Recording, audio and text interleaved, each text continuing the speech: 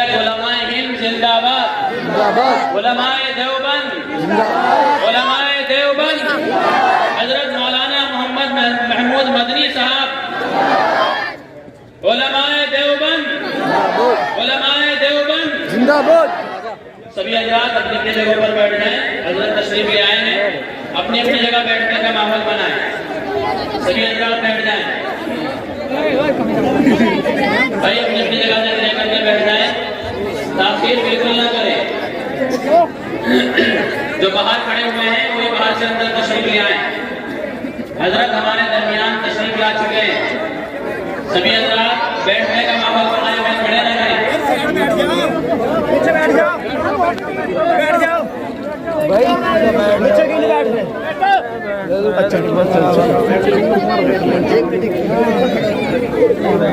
وہی دیکھو اسٹارٹ بنا دیا۔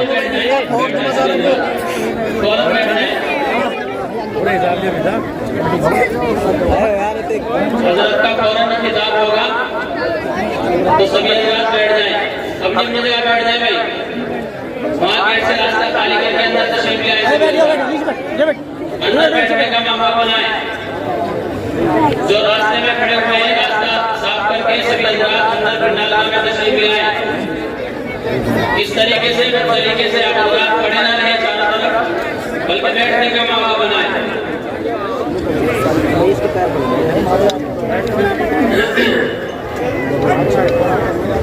ماشاءاللہ، جیسا کہ میں نے ابھی آپ حضرات کے سامنے حضرت والا سے مخاطب ہو کر کے دعوت اسٹیج دی ہے، میں بہت ہی ادب کے ساتھ گزارش کرتا ہوں کہ حضرت تشریف لائیں اور اپنے ناصحانہ کلمات سے ہم سب کو مستفیض فرمائیں۔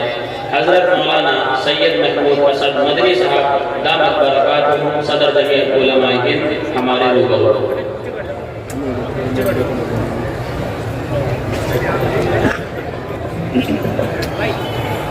الحمد لله نحمده ونستعينه ونستغفره ونؤمن به ونتوكل عليه ونعوذ بالله من شرور أنفسنا ومن سيئات أعمالنا من يهده الله فلا مضل له ومن يضلل فلا هادي له ونشهد أن لا إله إلا الله وحده لا شريك له ونشهد أن سيدنا ومولانا محمدا عبده ورسوله صلى الله تعالى عليه وعلى آله وصحبه وبارك وسلم۔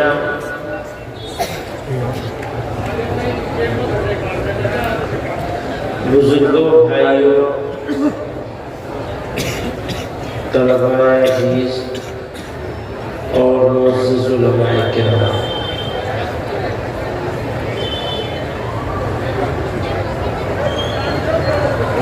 میرے لیے شرف کی بات ہے کہ اس علاقے کے، آپ کے اس قصبے کے، گاؤں کے اس مدرسے میں حاضری کا موقع ملا ہے۔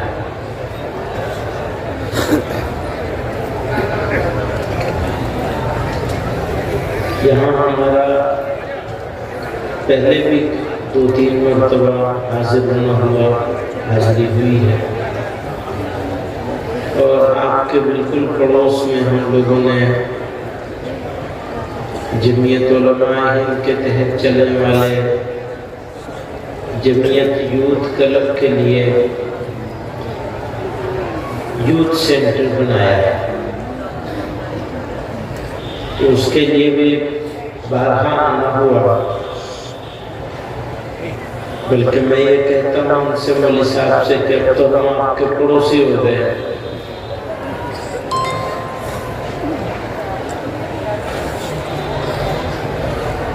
بزرگوں اور دوستوں، اللہ تعالیٰ نے ہم کو انسان بنایا، اشرف المخلوقات بنا کر پیدا کیا، پھر انسان بھی ایسا بنایا کہ کوئی کمی نہیں چھوڑی، دیکھنے کے لیے آنکھیں، سننے کے لیے کان، بولنے کے لیے زبان، دل، دماغ، جگر، معدہ، غرض جسم میں اتنی نعمتیں دیں جن کو گن نہیں سکتے۔ لوگوں کو جو بڑے بڑے سائنٹسٹ ہیں، میڈیکل سائنٹسٹ ہیں، ڈاکٹر ہیں،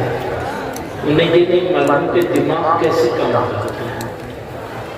صرف 15%، 17% تک پہنچے، باقی 85% یا 83% ان کو نہیں معلوم، کبھی بھی نہیں معلوم کر پائیں گے، اس لیے کہ اللہ تعالیٰ نے ارشاد فرمایا وَإِن تَعُدُّوا نِعْمَةَ اللَّهِ لَا تُحْصُوهَا، اگر تم اللہ تعالیٰ کی نعمتوں کی گنتی کرنا چاہو تو تم نہیں کر سکتے۔ اللہ نے اعلان فرما دیا ہے کہ تم نعمتوں کی گنتی نہیں کر سکتے، یہ تو وہ نعمتیں ہیں جو جسم کے اندر ہیں، دنیا کو ہمارے لیے بنا دیا، سجا دیا، یہ رعنائیاں، یہ حسن جمال، یہ آرام راحت، یہ سبزہ، یہ پہاڑ، یہ زمین، یہ ندی، نالے، دریا، ہوا، پانی، تو جس طرح ہمارے جسم کے اندر انگنت نعمتیں عطا فرمائیں، اسی طرح ہمارے اس جسم کے لیے، ہمارے لیے، انسان کے لیے دنیا میں انگنت نعمتیں عطا فرمائیں، نہ وہاں گنتی کی جا سکتی ہے، نہ وہاں گنتی کی جا سکتی ہے، اتنی نعمتیں دے دی، اور فرمایا نبی علیہ السلام نے دنیا خلقت، دنیا تمہارے لیے بنائی گئی، وَإِنَّكُمْ خُلِقْتُمْ لِلْآخِرَةِ، پر تمہیں تو آخرت ہی کے لیے بنایا گیا ہے، دنیا کے لیے نہیں بنایا گیا۔ اب اگر آدمی یہ سمجھ لے کہ اسے دنیا کے لیے نہیں بلکہ اسے آخرت کے لیے بنایا ہے، تو اس کی منزل، اس کا مقصد، اس کا مقصود، اس کا سب کچھ، اس کی چاہت آخرت ہو جائے گی۔ اور جس بندے کی چاہت آخرت ہو جائے گی، اس کا دل دنیا میں لگے گا ہی نہیں، دنیا میں لگے بھی دل تو لذتوں میں الجھے گا نہیں، اور جب دنیا کی لذتوں میں دل الجھے گا نہیں تو پھر وہ سیدھے راستے پہ رہے گا، صراط مستقیم اس کو مل جائے گا، کیونکہ اسے ہمیشہ آخرت کی فکر ہے،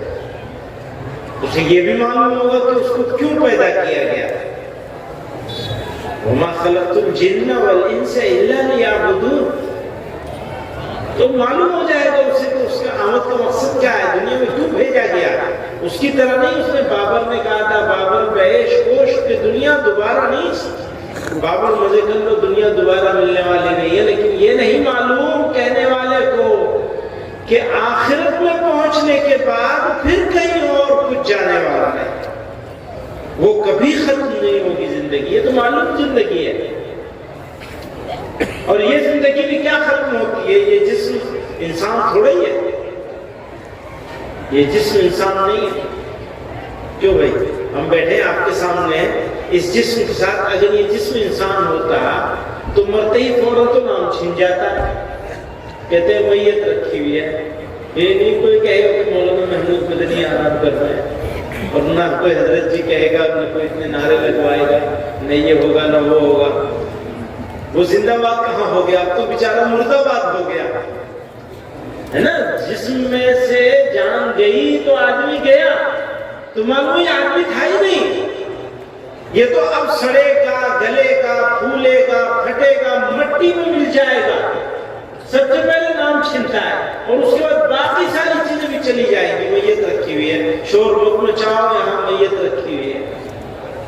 یعنی کہ کہتا ہے بجان سو ہے، بجان آرام کر رہی ہیں، ان کی آرام خلل ہوگا، آرام میں کیا خلل ہوگا، تو گئے بجان بجان، کیوں؟ اس لیے کہ اصلی انسان تو روح ہے، انسان ہے ہی نہیں وہ، جسم کہاں سے انسان ہو جائے گا؟ انسان تو روح ہے، اس کو اس عالم سے دوسرے عالم میں منتقل کر دیا جائے گا، کہتے ہیں انتقال ہوگا، یعنی ٹرانسفر کر دیا جائے گا۔ انتقال کا صحیح معنی ہے یہ، بالکل لفظی معنی بھی اور لغوی معنی، اصطلاحی معنی، سب کچھ انتقال کا ہے، ٹرانسفر کرنا، اس عالم سے اس عالم میں ٹرانسفر کر دیا جائے گا، پھر کبھی زندگی ختم نہیں ہوگی۔ ختم کر لوں گا اپنی بات؟ آپ سننے کے لیے آئے اور میں سونے کے چکر میں ہوں، اور کام ہی کیا سونے کے علاوہ؟ تو اس عالم سے اس عالم میں منتقل کر دیا جائے گا۔ وہ کون ہے؟ وہ روح ہے، جسم انسان نہیں ہے۔ دھوکے میں ہیں ہم لوگ، جسم کے پیچھے پڑے ہوئے، روح کو بھول گئے، جو اصلی انسان ہے اس کو بھول گئے۔ روحانی بیماریوں کے علاج کے، جسمانی بیماری سے زیادہ موت آئے گی، روحانی بیماری سے آخرت خراب ہو جائے گی، اور پھر روحانی بیماریاں انسان کو دنیا میں بھی ذلیل کرتی ہیں۔ تکبر، حسد، کینہ، بغض، عداوت، دشمنی، غیبت، تہمت، جھوٹ، حرام، یہ ساری کیا ہے؟ روحانی بیماریاں۔ بھیا ان بیماریوں سے بچو گے تو دنیا میں بھی آرام کی زندگی اور عزت والی زندگی ملے گی۔ کیوں؟ جو جھوٹ نہیں بولتا، پروردگار عالم نے یہ نظام بنایا ہے کہ اگر وہ مسلمان نہیں بھی ہے اور جھوٹ نہیں بولتا تو اسے دنیا میں عزت مل جاتی ہے۔ اگر ایمان والا ہے تو دنیا میں بھی عزت ملے گی اور آخرت میں بھی عزت ملے گی، اگر جھوٹ نہیں بولتا ہے۔ اگر حسد نہیں کرتا ہے تو اپنی آگ میں نہیں جلے گا وہ۔ حسد کرنے والا، حسد کرنے کا مطلب سمجھتے ہو؟ جلنے والا، دوسرے کی اچھائی دیکھ کر دل میں کڑھنے والا، اس کا دل جلنے لگتا ہے۔ حضرت علی کرم اللہ وجہہ نے فرمایا وہ اپنی آگ میں خود ہی جلتا رہتا ہے۔ اب اس کے بعد وہ حسد کی وجہ سے جناب وہ غیبتیں شروع کرتا ہے اور فلاں کام کرتا ہے، جھوٹے الزام لگاتا ہے، تہمتیں لگاتا ہے۔ تو ماشاءاللہ یہ اچھا بڑا مدرسہ ہے اور ادارہ قیمتی ادارہ ہے، اور اس علاقے کے لوگ، اس قصبے شہر کے لوگ، قصبہ ہے گاؤں ہے پر ہے تو قصبے کی طرح، اور ماشاءاللہ بڑی بات یہ ہے کہ بیدار گاؤں اپنے ادارے کی قدر جانتا ہے، ادارے کے ساتھ جڑا ہوا ہے، اور یہ بہت قیمتی بات ہے۔ اس سے زیادہ قیمتی بات کوئی نہیں ہو سکتی۔ جڑے ہوئے ہیں، اپنے بچے بھی اور ادارے کی ذمہ داری بھی اٹھا رکھی ہے اس علاقے میں ماشاءاللہ۔ تو اللہ تعالیٰ آپ لوگوں کو خوب جزائے خیر دے، آپ کے نسلوں کی ایمان کی حفاظت فرمائے، اور بچوں کو بہترین عالم بنائے، باعمل بنائے، حافظ بنائے، حافظ قرآن بھی بنائے، عامل قرآن بھی بنائے ماشاءاللہ، اور ہم لوگوں کو بھی صحیح طرح سے کام کرنے کی، سب ساتھیوں کو، اس سے ادارے سے جڑے ہوئے لوگوں کو، چاہے مدرسے کا ادارہ ہو، چاہے یوتھ کلب کا ادارہ ہو، چاہے جمعیت علماء ہو، سب کو اللہ تعالیٰ ہم سب لوگوں کو اخلاص کے ساتھ کام کرنے کی توفیق عطا فرمائے۔ ٹھیک ہے، السلام علیکم۔ وعلیکم السلام ورحمۃ اللہ وبرکاتہ۔ جیسے حضرت نے فرمایا سبھی حضرات اس بات پر عمل کریں اور بالکل ماحول خراب نہ کریں۔ ہم حضرت کی آمد پر تہ دل سے شکریہ ادا کرتے ہیں۔ حضرت نے بہت ہی کم وقت میں ناصحانہ کلمات سے ہم کو مستفیض فرمایا ہے، بہت گہری اور گہرائی کے ساتھ ہمیں باتیں بتلائی ہیں۔ خدا تعالیٰ سے دعا ہے کہ اللہ تعالیٰ ان تمام باتوں پر ہم سب کو عمل کی توفیق اور سعادت نصیب فرمائے۔